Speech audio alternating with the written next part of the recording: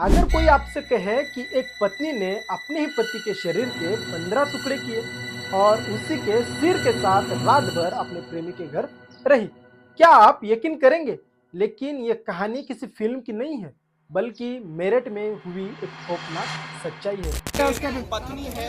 अब ऊपर देख ले, ऊपर आपने ऊपर पत्नी देख ने ले, हत्या करी थी और ये ऊपर बड़े बालों में साइड में नजर आ ऊपर रहा है देखो। कि आरोपी है जिसने पीछे कर रहा है हल्का सा। 4 मार्च की रात मेरठ के इंदिरा नगर इलाके में एक ऐसी वारदात हुई जिसने पुलिस तक के होश उड़ा दिए।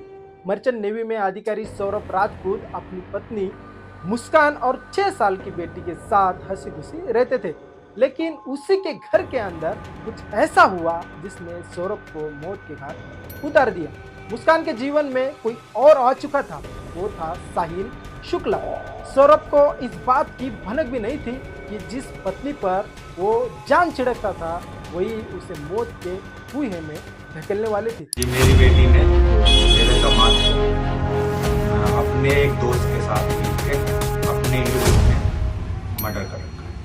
मर्डर कर दिया उसको। जी, तो आपको क्या लगता है क्या होना चाहिए? आगे ये होना चाहिए जी, वो इस समाज के लायक नहीं है, वो खतरनाक है दूसरों के लिए भी।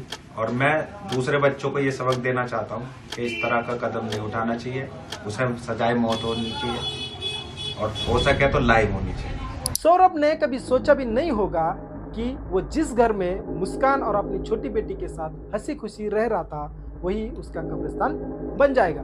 मुस्कान ने पहले सौरभ को खाने में नींद की गोलियां दी, फिर जब वो बेसुध हो गया तब उसने साहिल को घर बुलाया। दोनों ने मिलकर बेहोश सौरभ पर चाकू से हमला कर दिया। वह चीख भी नहीं पाया और उसकी सांसें हमेशा के लिए थम गई। लेकिन उसके बाद जो हुआ उसे सुनकर आपकी रूह कांप जाएगी। हमारे सौरभ लड़का था मेरा, उसके बाद उसने के पता नहीं क्या हुआ क्या नहीं हुआ, वहाँ पर 4 तारीख को उसका मर्डर कर दिया और वो चली गई अपने घूमने, अंदर कमरे में बंद करके उसको चली गई घूमने। और बाद में वहाँ पर जो गली मोहल्ले के लोग थे उन्होंने बताया कि ये तो घूमने चली गई थी। बाद में उसको खाली करने के लिए कह रखा था कि भाई यहाँ से कमरा खाली है, हम काम करेंगे। फिर वो जो उन्होंने सीमेंटेड वगैरह ड्रम वगैरह था उसको भर रखा था। उसके बाद वो लोग लेके जाके तो उनसे मजदूरों से उठा नहीं। पहले कि ये इसमें क्या भरा था, वो कहेगी कबाड़ हो रहा था, तो कहता ऐसे कैसा कबाड़ है भाई, कबाड़ होता तो घर का ही तो होएगा। खाली वो ढक्कन जैसे खुला किया अचानक से, तो उसके ये हवा नहीं गया, कम हवा नहीं गया।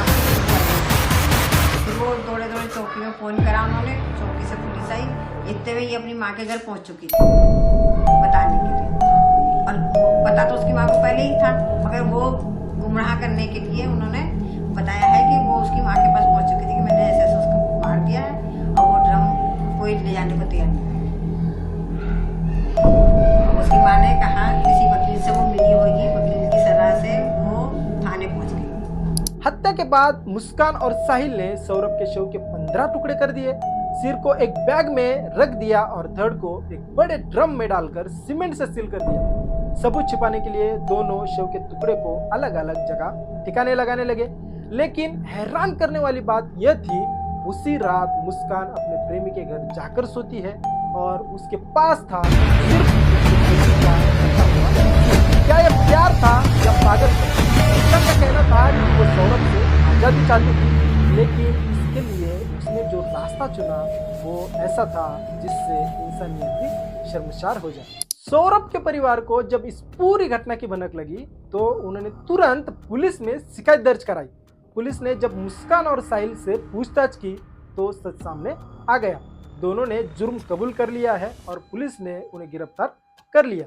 आज मुस्कान और साहिल सलाखों के पीछे है, लेकिन यह कहानी हमें बड़ी सबक देती है प्यार, विश्वास और रिश्तों की अहमियत को समझने का। जिस इंसान ने मुस्कान पर अपनी जान लुटा दी वही उसका मौत का कारण बन गया। क्या यह खौफनाक मर्डर केस आपको भी अंदर से झकझोर कर गया? कमेंट में हमें बताइए और ऐसी ही सच्ची कहानियों के लिए हमारे चैनल भी सब्सक्राइब करना ना भूलें। शुक्रिया।